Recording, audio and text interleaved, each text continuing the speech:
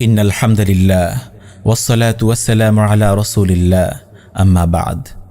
প্রিয় মুসলিম উম্মাহ, ভারতীয় আধিপত্যবাদের বিরুদ্ধে সংগ্রামের ধারাবাহিকতায় আজ ভারত লীগের হাতে গুলিবিদ্ধ হয়ে এক সপ্তাহ চিকিৎসাধীন থেকে মৃত্যুবরণ করলেন তরুণ নেতা ও ভারত বিরোধী আন্দোলনের অগ্রনায়ক শরীফুল ইসলাম হাদি।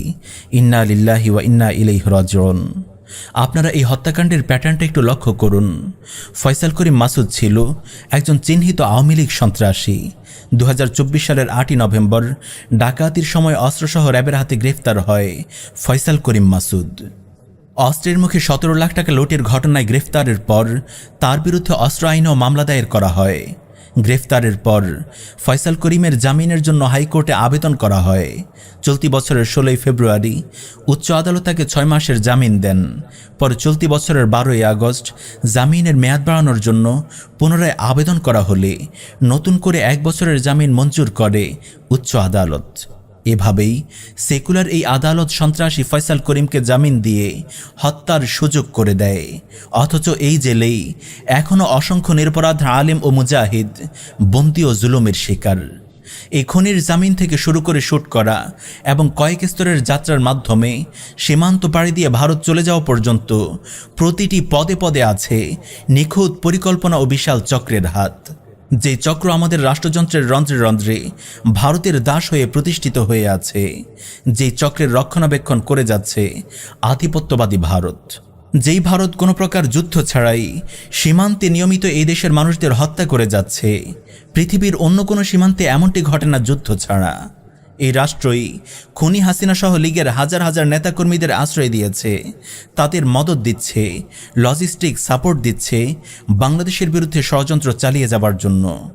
আমরা ইনকিলাব মঞ্চের কর্ণধারদেরকে বলতে চাই যে ভারতের বিরুদ্ধে লড়াই করতে গিয়ে হাদির রক্তে ইনকিলাব মঞ্চ সিঞ্চিত হলো, সেই লড়াই যেন আপনারা থামিয়ে না দেন।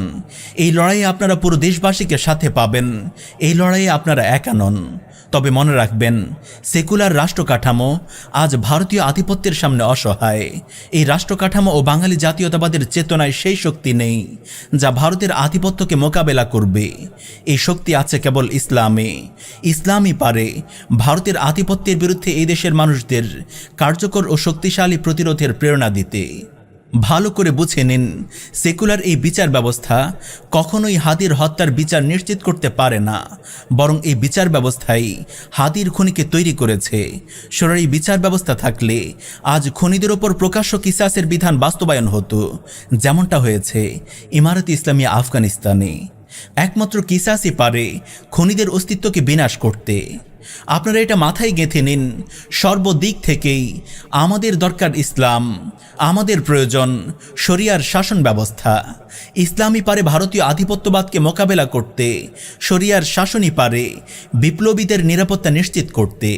তাই আসুন দীর্ঘমেয়াদে তাওহীদ ও শরিয়ার ভিত্তিতে এক চূড়ান্ত বিপ্লবের জন্য প্রস্তুত হই, সমাজকে প্রস্তুত করি। শরিয়াহ ছাড়া বিপ্লবের নামে যা কিছু হবে সেগুলো কখনোই এই দেশ ও মানুষের ভাগ্য পরিবর্তন করতে পারবে না। সেটা কখনোই আমাদের ঈমান, জানমাল ও উন্নয়নের নিরাপত্তা নিশ্চিত করতে পারবে না। খেলাফত ও শরিয়ার উদ্দেশ্যে সাধিত বিপ্লবী আমাদের স্বাধীনতা, অস্তিত্ব ও উন্নতির একমাত্র রক্ষা কবচ। খেলাফত ও শরিয়ার উদ্দেশ্যে সাধিত বিপ্লবী আমাদের স্বাধীনতা, অস্তিত্ব ও উন্নতির একমাত্র রক্ষা কবচ।